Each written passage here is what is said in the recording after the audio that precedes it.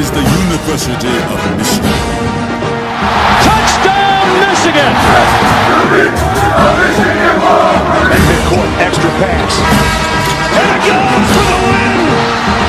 The three-pointer by Jordan Poole! Down the sideline! Peoples-Jones! Touchdown, Wolverine!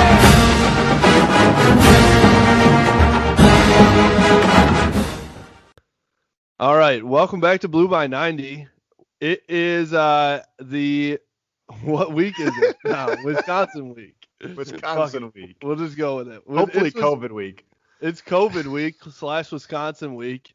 The football team is in absolute shambles. The whole program is over with. But I'm going to start us out on a positive note, boys. The basketball program is at unprecedented levels. Like, Boom. We are rolling. Business is booming for Juwan Howard and the boys. So I'm feeling pretty good. Like so Caleb Houston committed last week, 5-star. And then how do we say this dude's name now? That this guy came out of nowhere. I had no idea. What was it? Diamante something? I'm about to look it up right now because I feel like an idiot. I'm not even going to try. I want to say Musa Diamante before I confirm it. Sure. That's his name. Is that right? Now it is. It is. That's now. what I'm saying. It's like sounds Mr. good to P. me. Mr. P, dude. I mean, Mr. D. 2 5-stars in 2 weeks. Juwan Howard just single-handedly saving Michigan athletics. Literally. With just the shambles that Michigan football's in. I mean, this couldn't have come at a better time. Let's be dead serious. Like, this football program, this university, the fan base was literally like at each other's throats on social media this whole week, last week and a half, 2 weeks, whatever. And then that came out of nowhere, and now we're all like, all right, nobody gives a fuck about the football team anymore, but basketball is, coming up in, a few weeks or a month. I don't know when their actual season is starting at this point, but I don't even think they have a date, honestly. But either way, it's basketball season. Michigan is a basketball school. Let's face it. What did you say, Kalen? It's a basketball school with a couple good football seasons, right? That's about right. That's how it feels these days. Yeah, I mean, look at the recent history. I mean, Michigan, ever since the Fab Five, Michigan football hasn't really done anything. I mean, they had a national title, right? But that was a fluke. They shared it with Nebraska. It wasn't even an outright title. We're a basketball school. We are a basketball school. Ever since I've been a boy, we've been a basketball school. Ever since I was a wee lad. I thought you were going to be like, yeah, ever since, John Beilein got here, it's been a basketball school since like the early 2000s. But you went straight back to 1990. Yeah, it was a fluke year in 97, okay? I'm just going to say that. All right. Sounds good. We really turned on the football program really quick. we have 2 bad games, and all of a sudden the of Michigan football is not valid. That's all right. Jack's a big Ian Book fan, throwing his party now that they beat Clemson. My Irish baby. But if we want to go back even further, then we can talk about Michigan being a football school. We can go back to the late 1800s. Early 1900s. We can do that. Those big teams football were school. good. Those Don't teams mess were around, good. man. Tom Harmon back in the day. Dude, Reconstruction era football. That was our highlight. Legit, they played in like just grass fields with like dirt behind them. I don't even know if they had yard lines back then. Dude, no mouth guards. You just put a handful of dirt in your mouth. Absolutely. Leather helmets. All right. Well, that is good news, though. I do feel like, so now Michigan already had the number 1 recruiting class for 2021 in the country, not only the Big Ten, and now they just added to it. So there's really the only way that anybody is going to catch them, I believe, is if Imani Bates does reclassify to 2021 instead of 2022, then maybe they'll jump him because he's, obviously the highest 5-star, number 1 rated kid in the country. But still, Juwan Howard is in year 2 and didn't even play a full season. And now he's recruiting at the highest level. Like, that's not like legitimately. Number one. Like, actually, yes, number one, the highest level. That's not us like handicapping him and being like, oh, he's doing pretty good for a new guy that's never been a head coach, never even been in college basketball. He legitimately went straight to the top. And in my opinion, when it comes to like basketball versus football or some other sports, recruiting is so much more important because basketball is kind of, it's definitely a team game, but like when you're in the one and done era that we are, you have to get these really, really good guys and try and get them for 1 year. And those types of guys can carry you a long way, even in just 1 year. Yeah, I mean, I'm not going to go that far, but definitely talent is huge. Coaching can get you certain spots. We've seen it in the NCAA tournament, right? We see a Cinderella team every year, but it's easier for a coach to not have to worry about being a good coach if you've got that much talent. So, I mean, Juwan Howard, I think he's a good coach. He's bringing in talent. Michigan's basketball is going to be fucking on top of the college basketball scene for next decade if Howard can keep this up. Yeah, Howard's definitely building up the program and making that the team to, circle on your schedule. Doesn't matter if you're Ohio State or Michigan State or anybody in the Big Ten. Anybody who they're playing, I would circle Michigan and be like, hey, this is going to be a tough game, guys. So, hey, I love seeing Howard, come in and after one short season already make a huge impact. Yeah, and I think the big thing about that 2021 class is this 2020 class was really good as well. It wasn't, he came in and already he made a dent in that 2020 class, even recovering from John Beilein leaving. It wasn't like he came in and there was this big dip. So there's no gap, I would say, in talent levels on that in this recruiting class, in the couple of recruiting classes that Juwan Howard has done. So the guys that are coming in, so that's why I'm excited about 2021 and beyond, is because they're adding those 5 stars to an already talented roster. We're going to assume that Franz Wagner and Isaiah Livers are gone after this year, as well as probably Austin Davis. And I mean, probably Sean D. Brown too. I don't really know his where he's at academically. But they're going to lose some of these guys that they've had in the program for the last couple of years. But these new guys, I think, are going to make an impact. Hunter Dickinson is probably going to start this year. He has to. 7'2", and everyone is pretty high on him. And this kid that just committed can play center as well, and he's super athletic. So I think Juwan Howard's going to have a lot of options. And what really has been a big thing standing out to me is the culture that he's brought in already. He has established this family feel. Like Sean D. Brown came in after just 6 months and said, wow, this is like the closest I've felt to any teammates in my entire life. And it's like, how do you do that in just 6 months? I think sometimes transfers can come in and feel like they're an outsider for the entire time that they're with the new program. And so I think it has a lot to say for Juwan Howard. He's bringing that Heat culture up here. And I think so. Plus the coaching staffs that he's surrounded himself with for the X's and O's. And then on the recruiting side, Michigan basketball is going in a really, really good direction. If only we could say the same thing for the football team. Well, we might as well go into it. That was our one positive for the day. So trying to be brought back to reality now. Yeah, wanted to start with it at least and give us a good start here. But Michigan did get throttled by Indiana on the road. I want to start with, what do you guys think about Indiana? Is that a legit football team, or is Michigan just that bad, or maybe a combination of the both? I think it's a combination of both. I mean, Michael Penix has done it for 3 weeks now, 3 weeks in a row. And he's putting balls where they should be. He looks like he's decision 99% of the time. I mean, there was a couple of touchdowns where Michigan DBs were right on the guy, but the ball was just placed perfectly, and those wide receivers went up and got it. So, you can't win when you're committing penalties and have offsides constantly throughout the game, or at least the first half. I mean, you can't. The dude's just clapping and you're jumping off sides, and he's got you 5 times. I mean, guys on offense were dropping passes. It's just, I mean, if you can't play clean, you can't beat anybody. So I don't know. I do think Indiana's good. I think Michael Penix is that talented. I think they're going to go 4-0. It's going to be 2 undefeated teams going into their Ohio State game.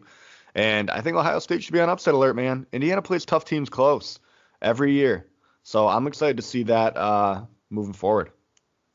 Yeah, Jack, I think you hit the nail right on the head. Honestly, there. I mean, we played poorly and they played pretty, relatively well.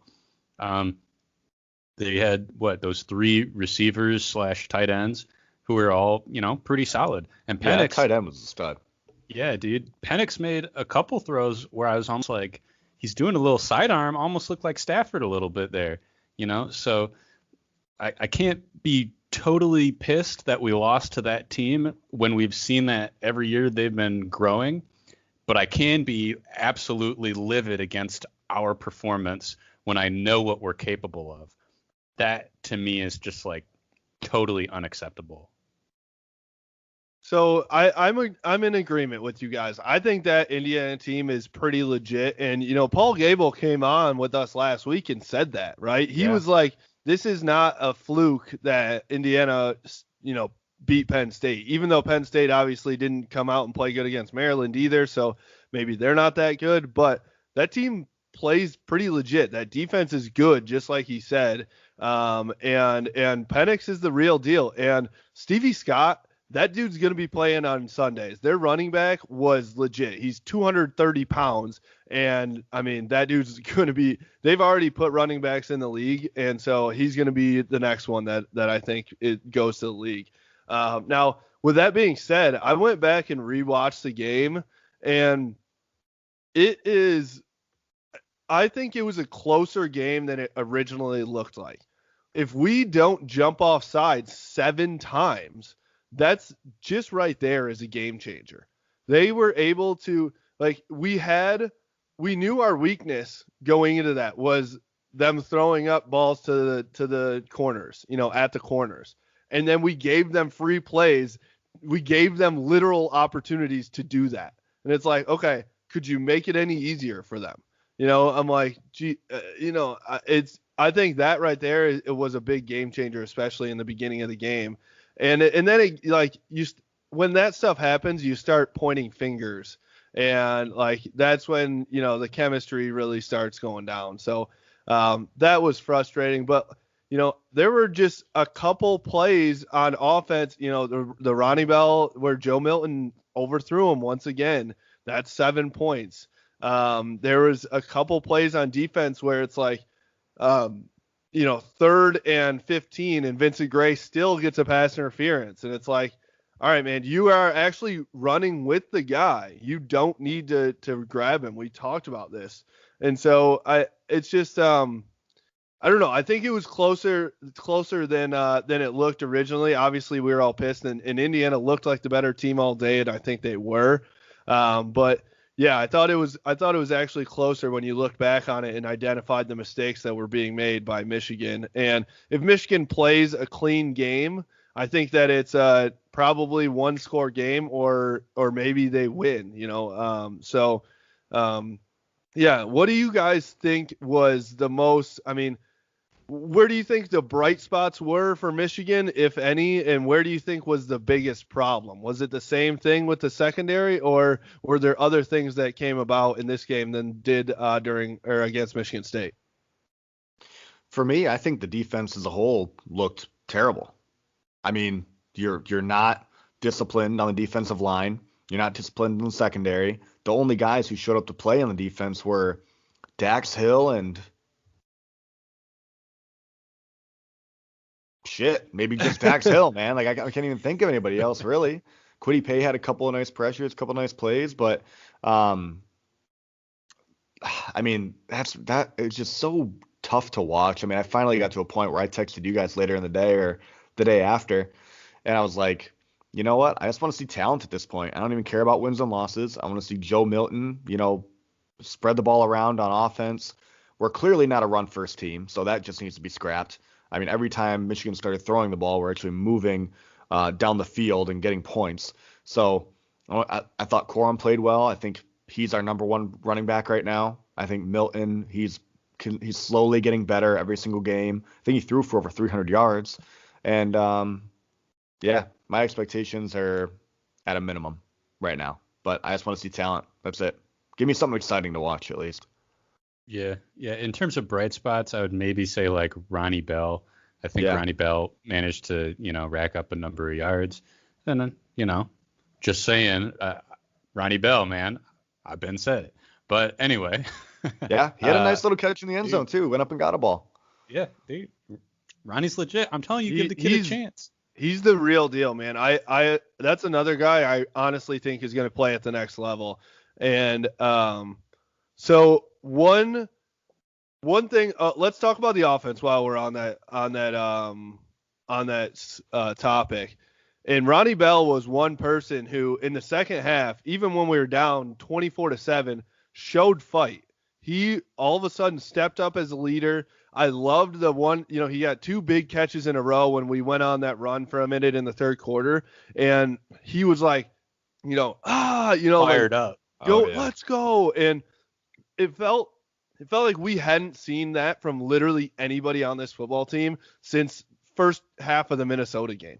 Mm-hmm. And so, because the second half of the Minnesota game, I felt like they were just coasting and cruising anyway.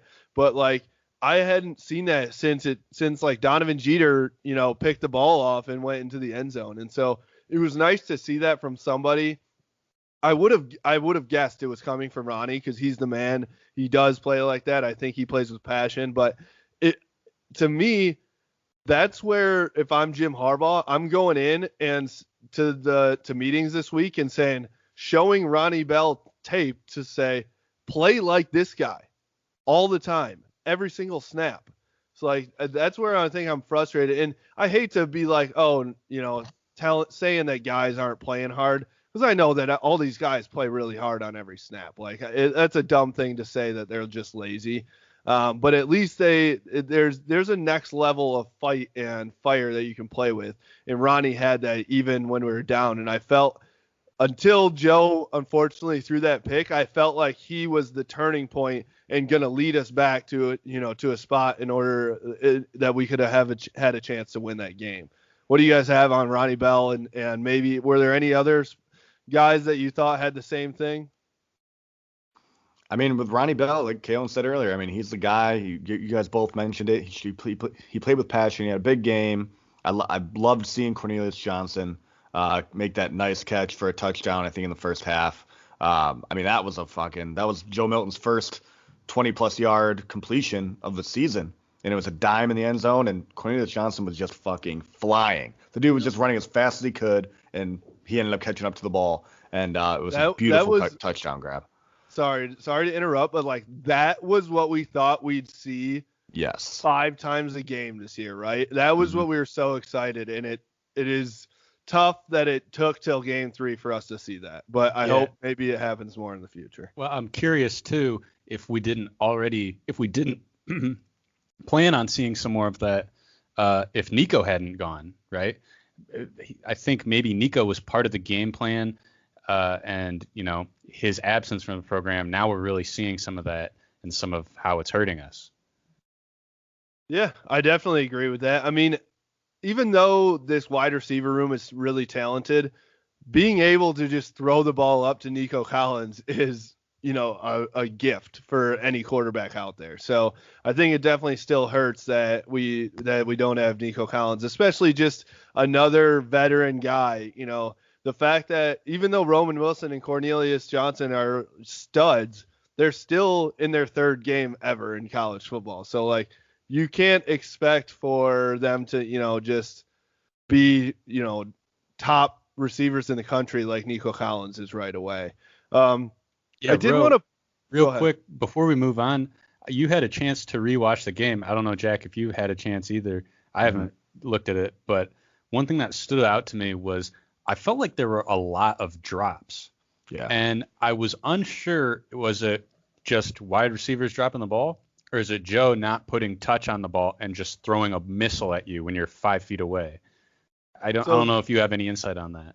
The one to Eric Hall literally hit him in the numbers. Yeah. Literally couldn't have been a better pass, and that's where you just catch the ball with your hands, dude. And so it's a little frustrating because I think Eric Hall has a ton of talent and could be really good for us, but he's got a problem. He's got an Eric Ebron problem right now, and it's not boding well for Michigan. And so that's frustrating. There was a couple other ones.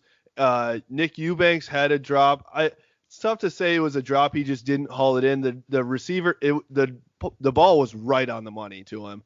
The defender made a really good play to kind of get his hand on it, but Nick had a chance to still reel it in, and he kind of let it slip through his fingers. There was one more to AJ Henning. It was a tough ball from Joe, but he got his hands on it. A little high, yeah. I actually don't think that drops were as bad or as big of a problem in this game as they were previously. So I wouldn't say that. I think they're an issue though, because they are kind of like adding up, right? Yes. Because I think like last year, there's maybe only like in the Wisconsin game last year a handful of drops. But other than that, I couldn't even tell you about a specific drop, maybe besides Ronnie Bell and State. But Ohio State. Ohio State, there was like 5 drops. We could have been in that game if you guys caught the ball. I mean, DPJ at the end of the first half, Nico. I mean, everybody was dropping the ball against Ohio State. Well, maybe I'm just misremembering. Game. Maybe I'm just misremembering, but I feel like this season, every game, I'm like, there's a very catchable ball, and it was like botched drop, you know? Yeah. I don't know. Well, and it also just seems, I think it is, it's magnified because we can't run the ball, so that's our only option. So you're looking to make every single catch and every single play. And then also on the other side of the ball, Indiana and Michigan State both now have caught literally every single ball and made unbelievable catches against us. So it's magnified both ways there where I don't know. I don't disagree with you that it still is a problem because these balls they have to be caught and I think that is an issue. One thing I did want to talk to you guys about though is Joe Milton. I still think he is going to be very good in the future. I don't 100%. Think he's there yet. I think he struggles with his reads still. I think that he can't go to the second or third read all the time, so he's stuck on that first guy.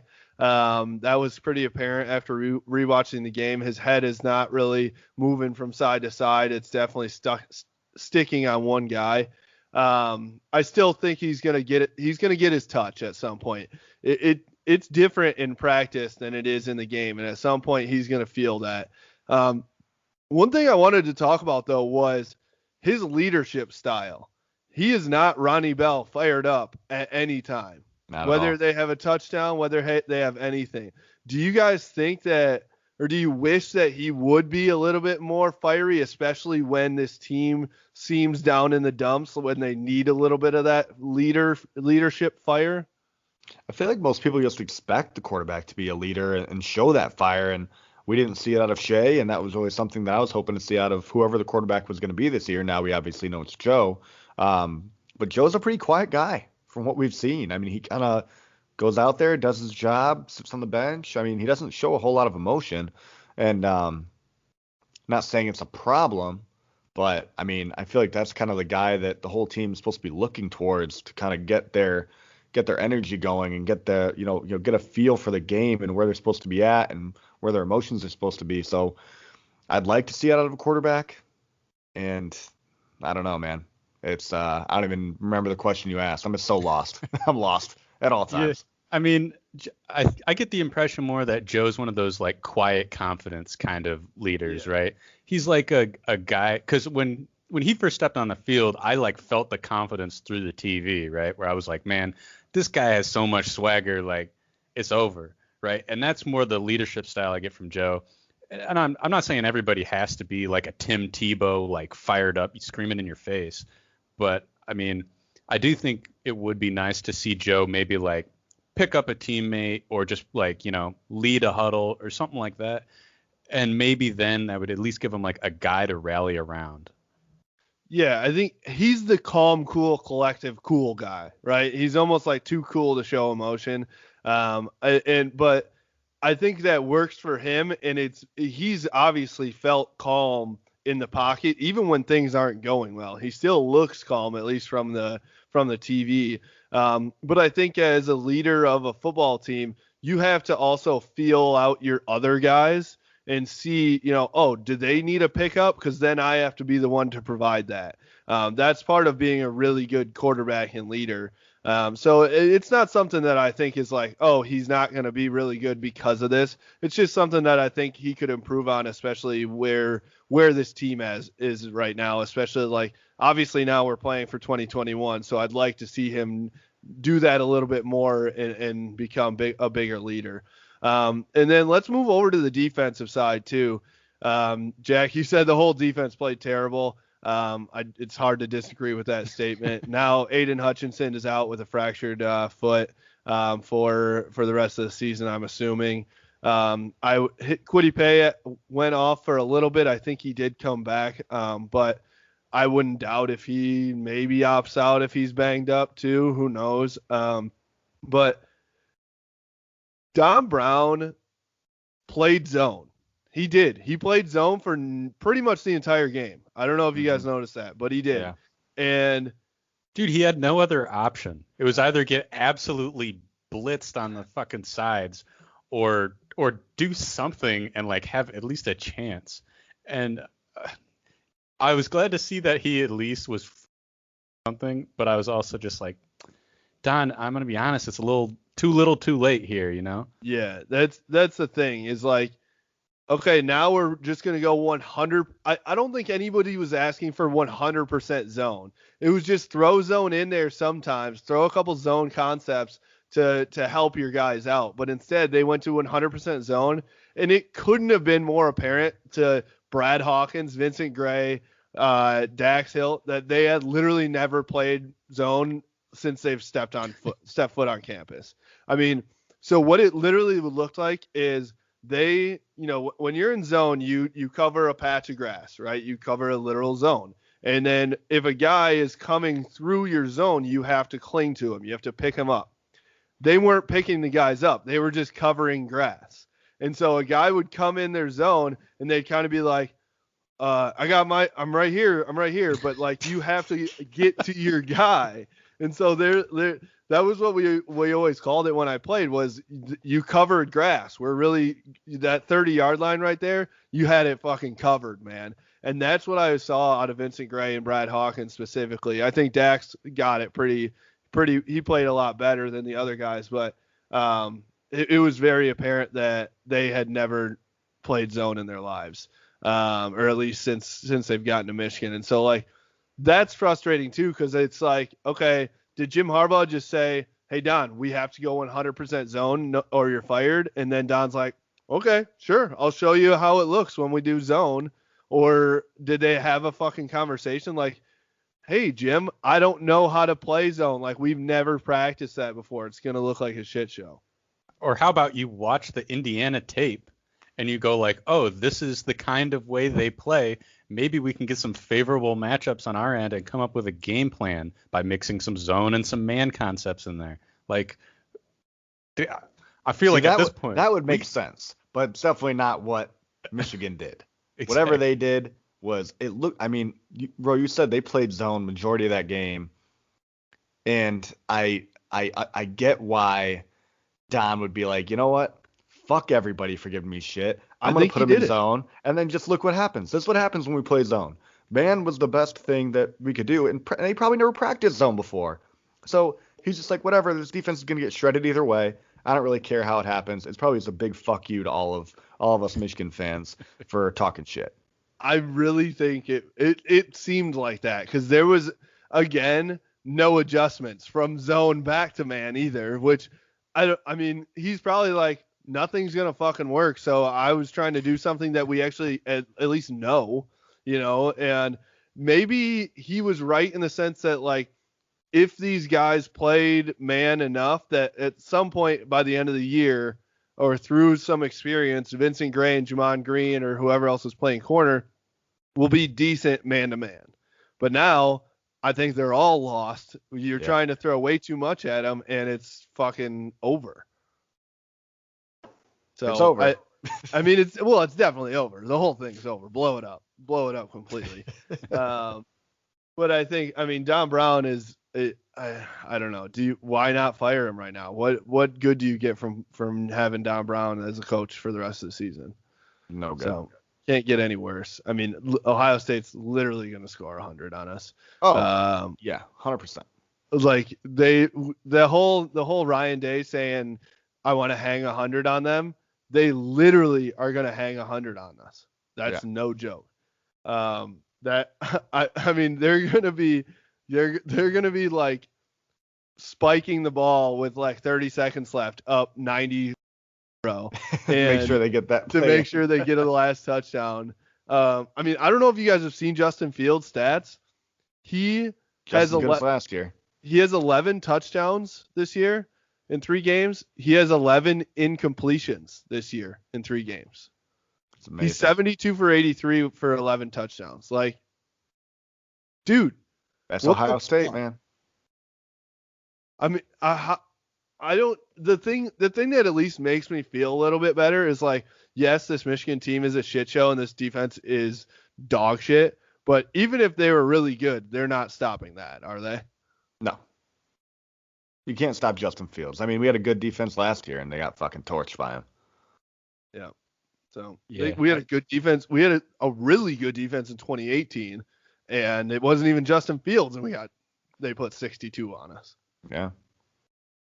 Yeah, and Jim even said, I mean, in his presser, he's going like, hey, we're seeing it in practice. We're just not seeing it in the game. I feel like we're going to turn the corner. Honestly, at this point, I'm hoping either like games start getting canceled for some reason, or I hope that it's like 2019, where he was like, we're turning the corner, and we were all like, Jim, you're full of shit, and then we turned the corner. Yeah. Yeah, right now I don't believe a word that comes out of his mouth. How can you coach speak? He's also speaking it so passively. He could give 0 fucks. But I also don't want to put that on him, because like I think it was Vastardis came out today, or Stuber maybe, in their press conferences, and he was like, the last thing I'm going to do is question my coach's love for this university and like how bad he wants it. And I believe that. I think Jim like literally bleeds for this. His ego like wants to be Michigan's guy so bad. He would be the hero, the savior, and he wants to be that guy so bad. And so like I'm not going to say that he doesn't want it, but I think he's just not the guy that he used to be now. And so we'll talk about that in a little bit coming up with Larry Lage too. I'm sure, with kind of the state of where this administration is at and everything like that. But is there anything else you guys want to touch on with the game? Kalen, what else do you want to vent about, man? There's so much to vent about with this football game. Dude, I'm so angry about Joe Milton's performance. Not because of the way Joe played, but because of what we see throughout the entire country, right? We see like all these guys who play backup who are able to step in and just fucking kill it, right? You see like, oh, Felipe Franks is hurt. Oh, just put Kyle Trask in. Oh, there you go. Potential Heisman winner, right? You see freaking Graham Mertz. We saw Ohio State do that with, win a national championship with Cardale Jones. 3rd string backup quarterback. Why can we not take our backup quarterbacks and develop them so that when we put them in, we're like, holy shit, these guys are legit. They've been practicing. Evidently, it wasn't until, Devin Gardner came in. Sorry, Jack, I know he's your favorite guy, but frankly, he was not that great at Michigan. He didn't win a national championship. He didn't win a Big Ten championship. Nobody won a Big Ten championship or a national championship in Michigan. But those are the scales that we measure our players by in today's era. So unless you either want to change the scale for Michigan and be like, hey, we won 9 games, great job, So I'm pissed about the coaching for Joe Milton. I want them to develop the quarterbacks so that we put them in games and they execute and play really well. And I feel like they, did Joe Milton a disservice. I mean, he's got plenty of room to improve, plenty of time to improve, so I'm not like worried. But I just look at a guy like Jim Harbaugh and I'm like, you're supposed to be the quarterback guru. What happened? Agreed. 100%. And it is coaching. I mean, that's what it's been the entire time that Michigan has had. Every other team in the country has got a quarterback that can make these throws. And Milton's shown flashes of it, and he's improving. But it's like, dude, why is he not ready now? Only have 3, 4, 5 years with these guys, and Milton's right now in year 3 or 4, and he's not ready to throw a deep ball to a wide open guy? Like, you're supposed to be the quarterback guru, like you just said. I mean, the coaching, it's evident that there's something missing. It's like you've been there for 2 years, and you mean all it took was a summer with Devin Gardner to improve you from not ready to ready? Jim, what the hell? Like, yeah, that is a great point, Kalen, because like, what are they doing in Schembechler Hall if all you have to do is go out and note, Devin, I think, is probably a pretty good quarterbacks coach, right? He knows what it takes to win and not lose at this level, especially at Michigan. But I'm sorry, if at Michigan you don't have a better quarterbacks coach in your facility than Devin Gardner, then that's a problem. If you can't have somebody take a 6'5", 245 athletic phenom with a cannon arm and mold him into something serviceable enough that he's going to make plays and be a game changer for Michigan, well, then you need to go out and hire somebody else, right? Like, that's plain and simple. If Devin Gardner is that guy, then fucking hire him, right? Like, I don't know if the guy's in your backyard. I thought Josh Gaddis was going to be the guy and he bring all this up-tempo thing. I'm not totally sold on it now. And, I think Ben McDaniels is the quarterbacks coach, right? Or the passing coordinator or whatever his title is. And shit, dude, like, you're not going to get much more talent than here. So what are we missing here? If you can't develop one out of Dylan McCaffrey, Joe Milton, Shea Patterson, all 4+ stars with unbelievable talent, then if I'm JJ McCarthy, I'm like, I'm good, man. Probably going to go to Bama. Probably going to go to Ohio State, to be honest, and fucking win a national title and then become the #1 draft pick. Yeah. Why wouldn't you? That's so frustrating, man. I just don't understand why we can't be on that same level. We literally have the same amount of money, the same facilities, play in the same conference. They're our literal rival. Like, it just, I don't understand. The resources are all there. So tell me what's holding Michigan back to go out and hire those types of people that are going to change this program. And it's tough too, because I'm almost like, as much as I just complained about coaching, I almost can't even complain about it because Ohio State's stealing our coaches. So, like, I have no idea. There's a reason they're getting them. Yeah. Would you rather coach at Michigan or Ohio State? I'd rather coach at Ohio State for a million reasons. And a lot of people have said it's something about the culture at Michigan and the tradition that they're holding on to and just the inability to adapt to the new age. And I'm hoping Larry's got a little bit of insight into that when we talk to him. Definitely. I think that is one of the keys. I think it sounds like it's deeper than just the one coach's problem. It's not just this coaching staff or something like that. So let's with that being said, why don't we take it right into Larry here and we'll bring him on and he can hopefully give us a little more insight into that. All right, now we welcome on Larry Lage, sports writer for AP and Ann Arbor native, as well as a Michigan State Spartan, correct? Well, I am a Michigan State graduate. I don't know that I would go as far as saying a Spartan, but I've lived in the two towns my whole life, and very proud of that, and also proud of the fact that I am an objective journalist, particularly when those two schools play, even if no one believes me. It was well chronicled in Divided We Stand, a really cool documentary on the Michigan State rivalry that Fox Sports did last year.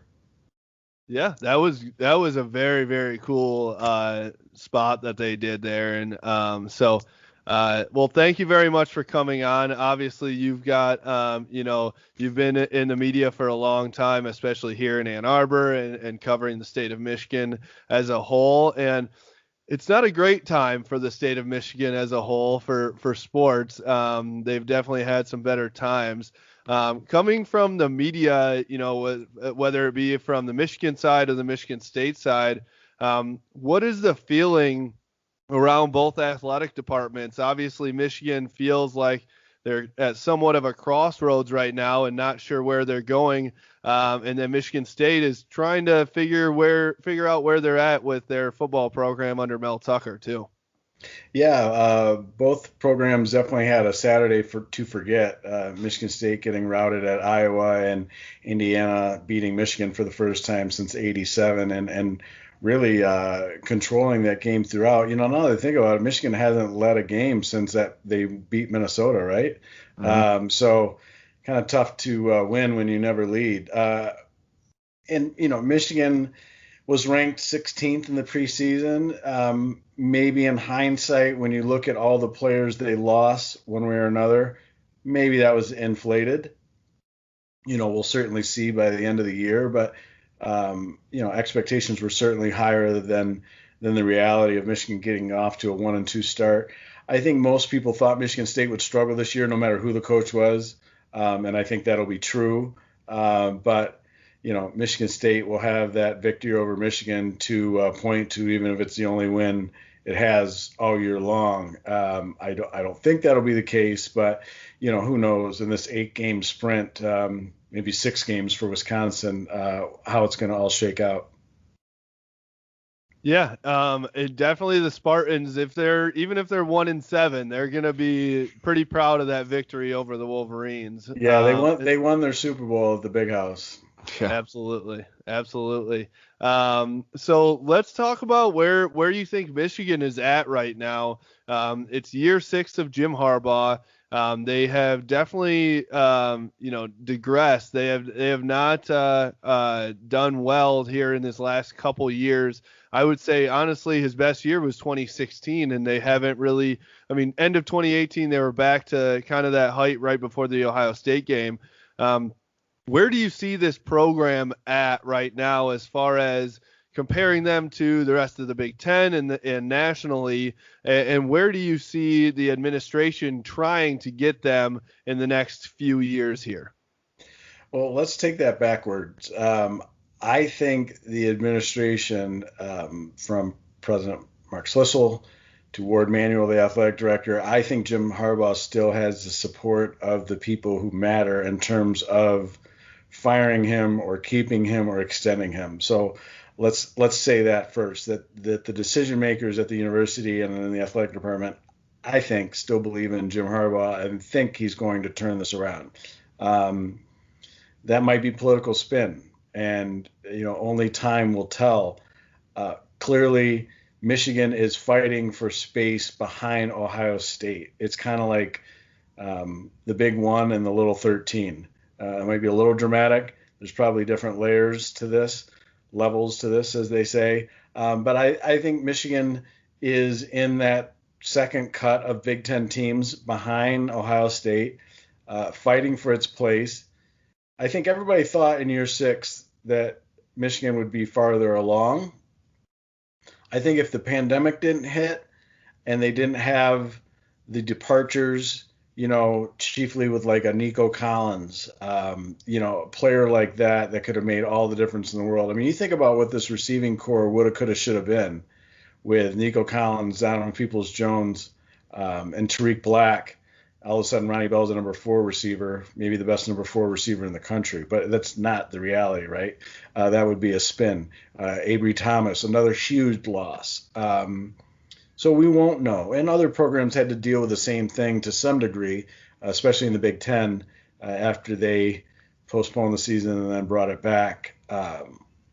So long story short, I think Michigan is at a crossroads, to use a word you used earlier, and I don't think that's a place anyone thought it would be in year 6 of Jim Harbaugh. And when you look at the rest of the season, it's not hard to project, 4-4, maybe something like that. Maybe at the top.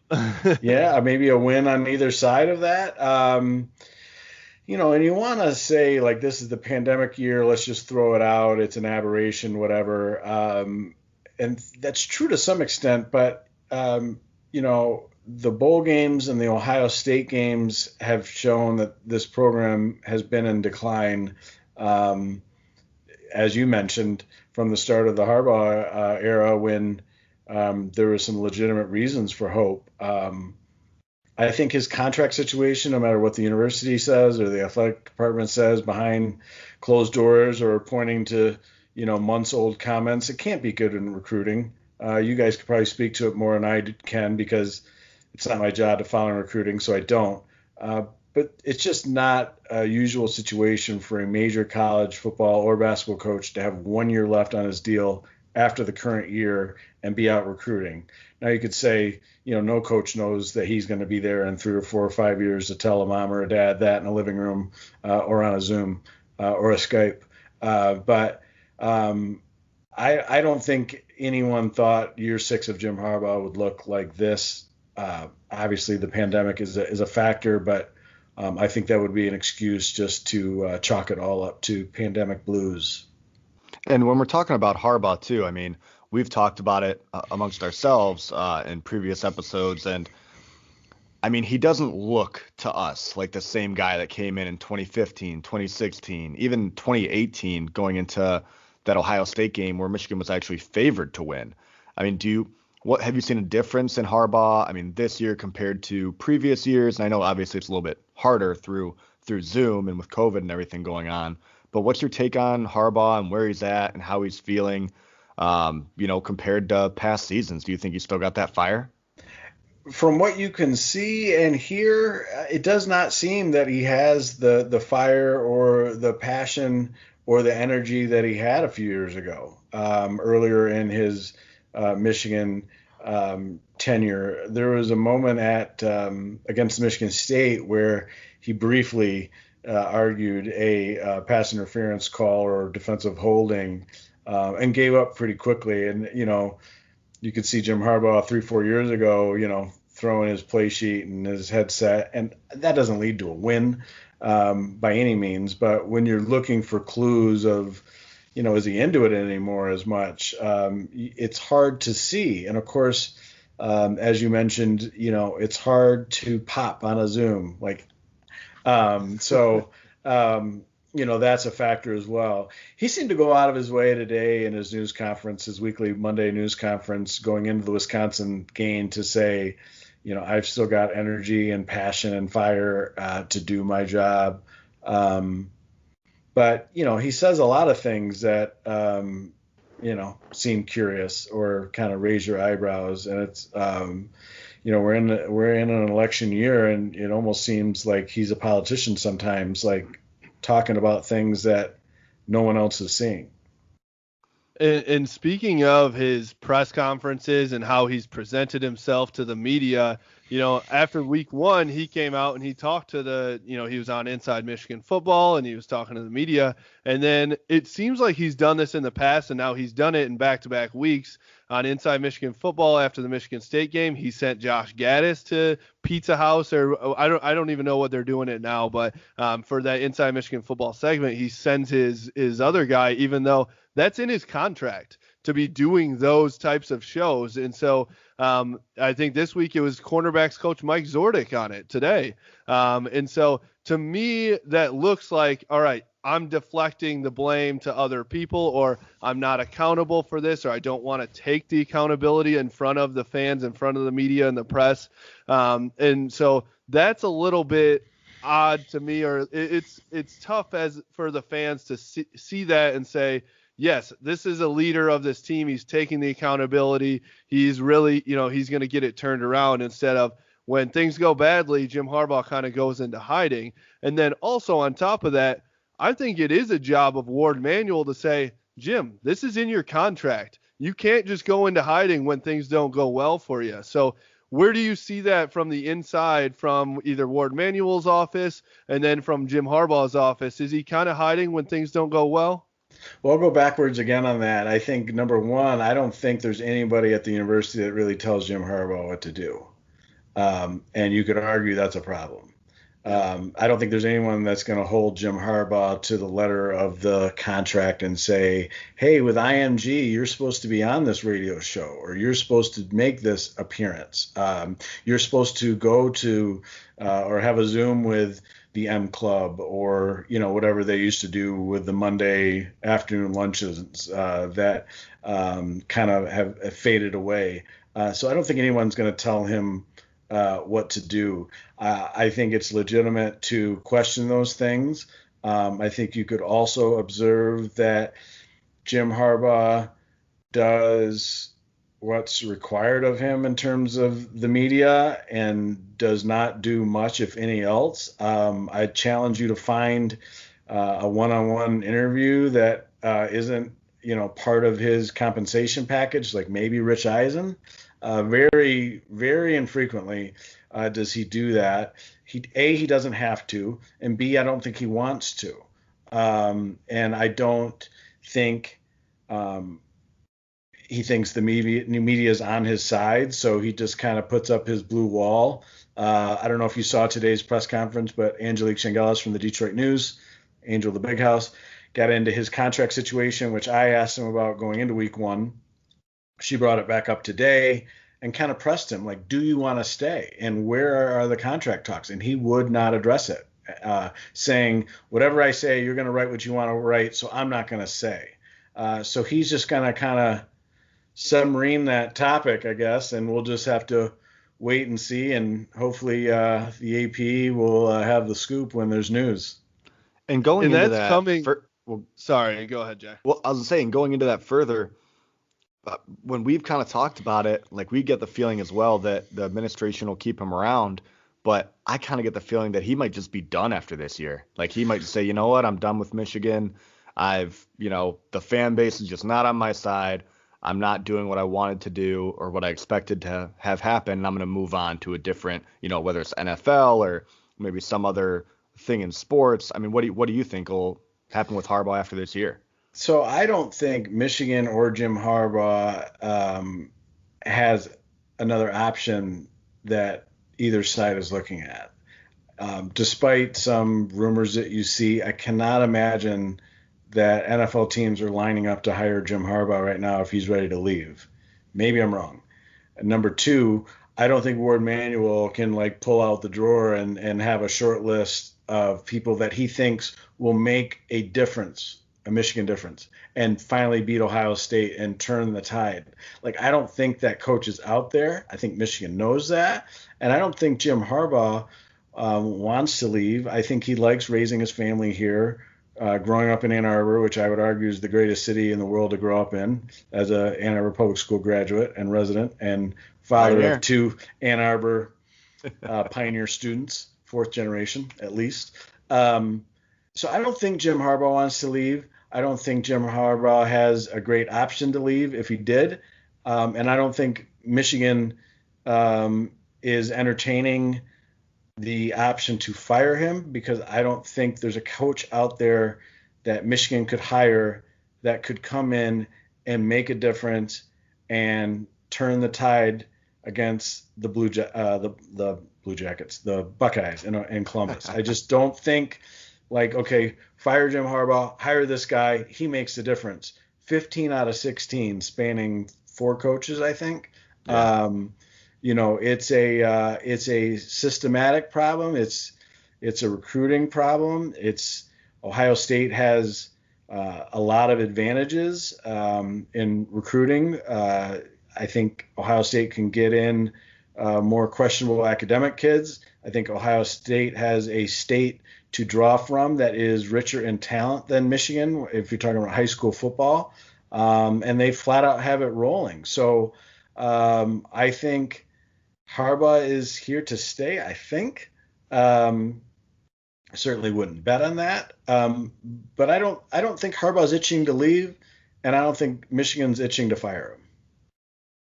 And so you talked about some systemic issues with Michigan that maybe go beyond the coaching staff.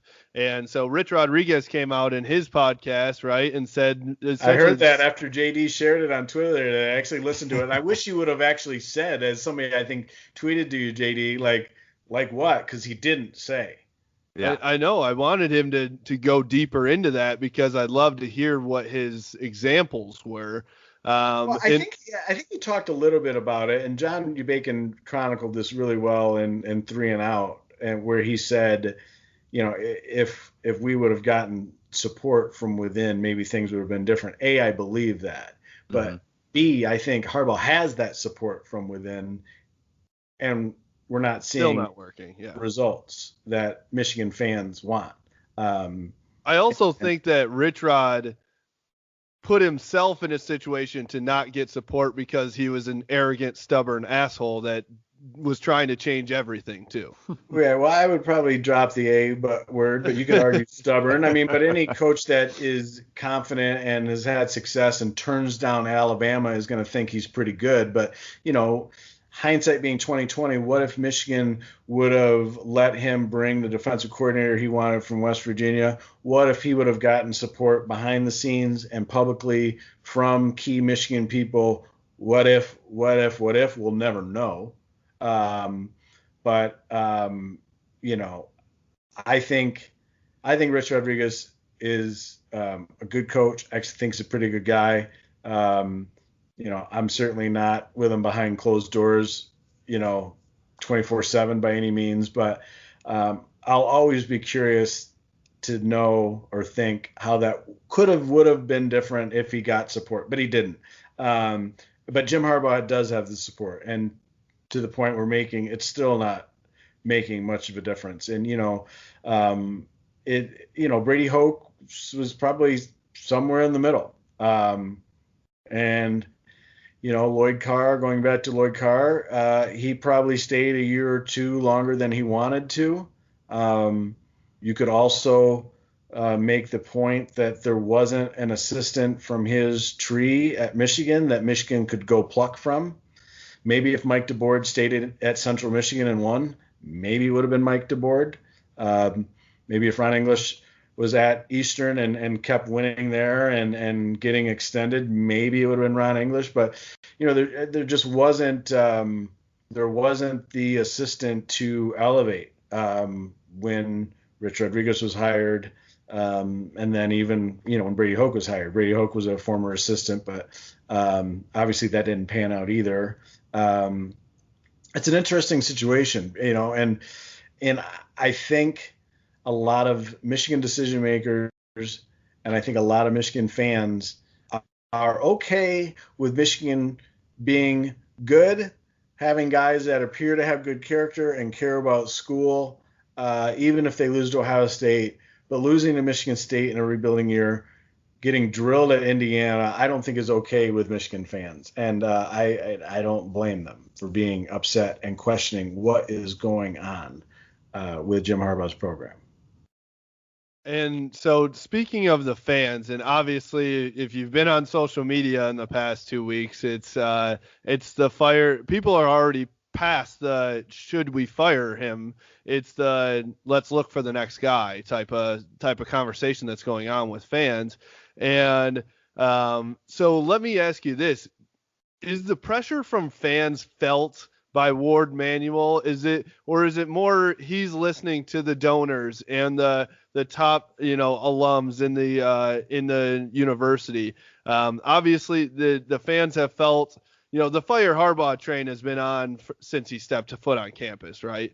And it was the fire Beeline train was ready in 2007 after they lost a couple games too, and obviously it worked out with sticking with him. Is that pressure felt by Ward Manuel and Schlissel and even Harbaugh? I would say in a word, no. And I would say that Harbaugh probably got a 2 or 3 year honeymoon before anybody was talking about firing him, unless there's some really out on the edge fan. But I don't Ward Manuel's deal, right? Like President Slissel is not worried about the football coach when he's got a pandemic to deal with and other issues related to provosts and former team doctor and lawsuits. Like Slissel, to use Harbaugh's term, had bigger fish to fry, his phrase, which is what he said to me going into week one. So I think they hear it. I don't think they listen or pay attention or that it matters to Ward Manuel. He played at Michigan.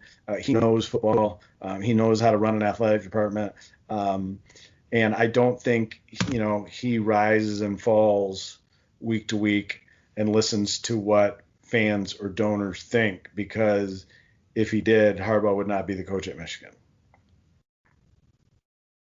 Yeah, and do you think I think that if Jim Harbaugh was not named Jim Harbaugh, he probably wouldn't have been given this long of a leash at Michigan.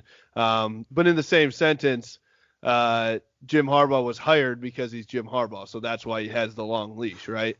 Right. And I had a fellowship at the University of Michigan. It's called the Knight Wallace Fellowship. It's a mid-career sabbatical for journalists. We get to take whatever classes we want at the university, no credit, no grade, travel the world, work on a project. It was amazing. One of the things that came out of that, if you've noticed during the national anthem in recent years, there's someone signing the national anthem in the corner. My mom and dad are deaf, and my nephews, so I worked on Access and ASL. So I got that done with Jim Hackett before Harbaugh was hired. My point in all this is one of the things I learned in an MBA class is in negotiations or in any business situation, know what your BATNA is. Best alternative to a negotiated agreement. I don't think Michigan has a BATNA. I don't think there's someone there for Michigan. And conversely, I don't think Harbaugh has a BATNA. So I think this is a marriage that Michigan has to make work. I don't think results Michigan fans are looking for are going to happen this year. I think you could argue or have some reasonable amount of hope that it could be there next year in Milton's second year, with a lot of returning players that took their lumps this year in year 7 of Harbaugh. But will Michigan be to the point that it can beat Ohio State? I mean, crazier things have happened, but I certainly wouldn't bet on it. Yeah, and what's your take on Milton so far this year? I mean, personally, I think he's improved from game to game. And, obviously it's a weird year, and, it's only game 3 of his, or going into game 4 of his college career. What's your take on Milton? I mean, do you think he's going to improve? Do you think we've kind of seen what he can do, or what do you have on him? So I think he had a spectacular start at Minnesota. I mean, just about flawless. I think in the next 2 games, the lack of a running game put too much pressure on him to make throws down the field in 3rd and long, and I just don't think he's ready for that right now. Even though we heard a lot going into the season about his touch improving, we saw at Indiana that it still has a ways to go. I can still see the receiver running wide open down the field. Who was that? Was that Cornelius Johnson? Ronnie Bell. Ronnie Bell. I mean, wow. You're never going to have a more wide open guy down the field than that. And certainly that can happen. I don't think Joe Milton's the problem. I don't think he's going to be the solution by himself to turn the season around. And I think the big key is getting the running game going, which starts with the inexperienced and now reshuffled offensive line. Because, if Joe Milton's facing 3rd and 9, 3rd and 12, 3rd and 13, like that's not a formula for success. I think he also needs to improve a little bit in terms of staying in the pocket and waiting for reads to happen before tucking it down and running, because he's not that fast, really. He's not a running quarterback. He's not slow, but he's not a guy that's going to beat a linebacker to the edge and come up the corner. or even scare anybody with his legs. Again, I'm not saying he's John Navarre, but John Navarre is a good guy who got a lot of crap, by the way. That's my number one Michigan quarterback, man. Yeah, That's really good guy too, who got a lot of crap. And you look at the success he had, but I mean, even John Navarre would say he wasn't fast. And so I'm not saying Joe Milton is that slow, but he's not. He's certainly not Denard Robinson. He's not Devin Gardner. I'm not even sure he's Tate Forcier in terms of foot speed. So I think he needs to be a little bit more patient and stay in the pocket. And that is to assume that guys are getting open. Like, I'm not breaking down the all 22 film either. So I think he's been okay. I don't think he's been horrible. I don't think he's been great. And I think, there is a reason to be optimistic with him, because with every snap, he should be getting better. So we'll see. I think you could argue that Michigan's 1-2 start is not because of Joe Milton. I think that's a pretty good argument, where it is as much as people think that college football lives or dies with the quarterback, and it does to an extent. But he's been, like you said, he's been pretty average, and he hasn't been the reason that they've won any games. He hasn't been the reason that they've lost any games. So let's take a look on the defensive side, where it does seem like that's where they've lost the last 2 games. Yeah, without a doubt. And I was going to say, I would think the number one problem with this team has been the secondary, very shaky. Number 2, I would say the running game. And, now the pass coverage is going to be even more challenged, because the news of today was Aiden Hutchinson, standout junior defensive end, is going to be out probably for the season with a broken leg, and he needs surgery. So, Kwity Paye, who can be spectacular and has been banged up a bit and has played through things, they really need him now. And a guy like Taylor Upshaw, who has been chomping at the bit to get an opportunity, is going to get it this week. And we got to interview him today. And he popped off the Zoom about as much as a student athlete, could. He's fired up to play.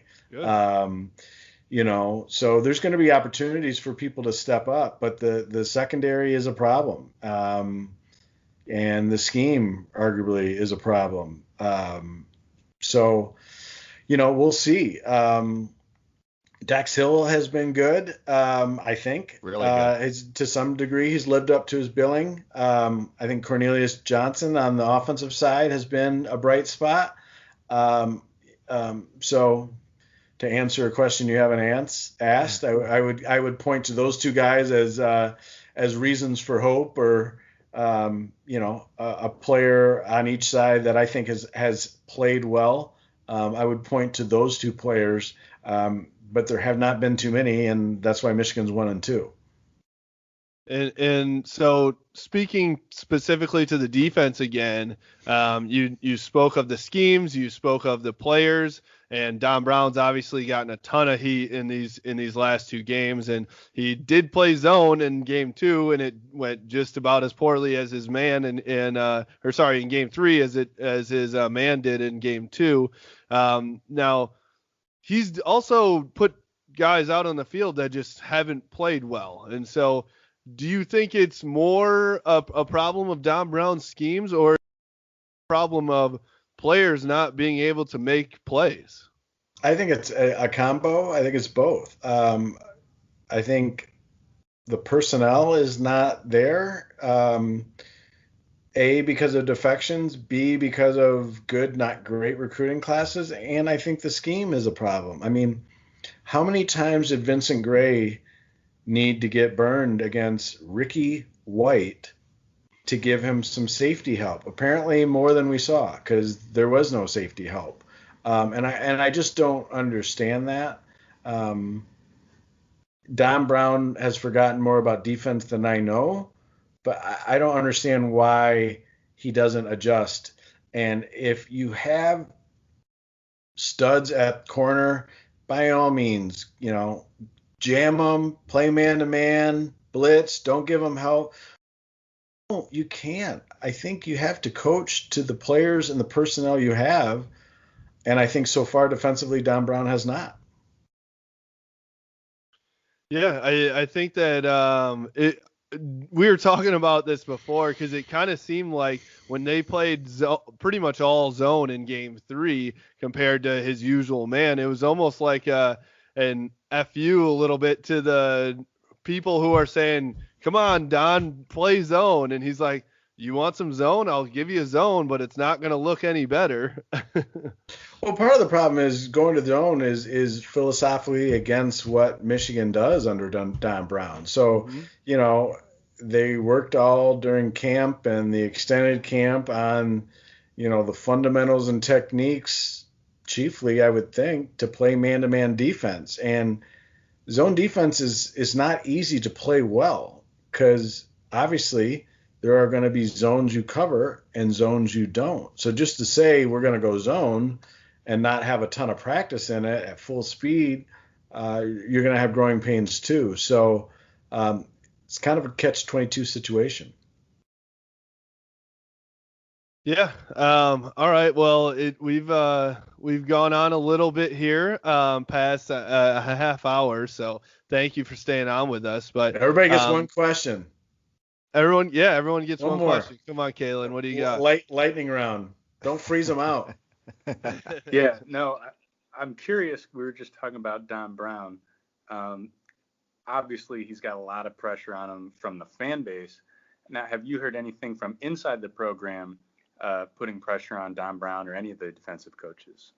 I have not heard that, and I would be stunned if Jim Harbaugh made a coaching change on his staff during the season. I think he believes in these guys. I think he's pretty loyal. Lightning round answer: no. I haven't heard it, and I don't think it's happening. So Larry, I've got a question for you, and I know you and I have gone back and forth on some score predictions, and we've kind of been right in line with each other, but not very close to the game of what the actual score is. I did call the Indiana win, but I was very wrong with the Michigan State game. Yeah, you and I were both. I think we both had 40s to like 40, 10 or 45-10 Michigan State. I thought it was gonna be like last year. I was very wrong, but I did think Indiana was going to win. I thought Indiana was a better team, and Indiana is a better team. As Nick Baumgartner wrote or tweeted, like, read that out loud again because it's true. Yeah. Well, what's your what do you think after looking at these past 3 games, Michigan at 1-2, looking out to the rest of the season? What do you think is a realistic prediction for Michigan's final record? So I think they'll lose to Wisconsin. I think they'll lose to Ohio State. And win the rest. So we'll go 4-4. All right. But I don't want anybody to bet their rent or mortgage on that. The way that we've been predicting, I wouldn't either. Right? All right. I'll end it with this. So let's say things don't happen as you've predicted and Jim Harbaugh is let go after this season. Give us a couple names that maybe would be out there that Michigan's going to look for. If that happens, and I don't think it will, but I'll go with Luke Fickell, number 1. And number 2, Tom Allen and the whole Indiana staff, which includes Nick Sheridan and Mike Hart. I would love that. That would be crazy. That would be nuts. And Larry Foote as an assistant on defense coming up from the NFL. That'd be amazing. And maybe the best recruiter Michigan's ever had if Larry Foote is ever on the staff. And not just because he has a great first name. Well, there you go. The greatest first name out there. Larry Lage, AP sports writer, Ann Arbor native. Thank you for joining us, Larry. We loved having you on. We'd love to have you again. All right. Thanks for having me. Thank you, Larry. Thank you for listening to this episode of the Blue by 90 podcast. Don't forget to like, share, and subscribe, as well as follow us on social media at Blue by 90 on Instagram and Twitter, and Blue by 90 podcast on Facebook as well as YouTube. Go Blue.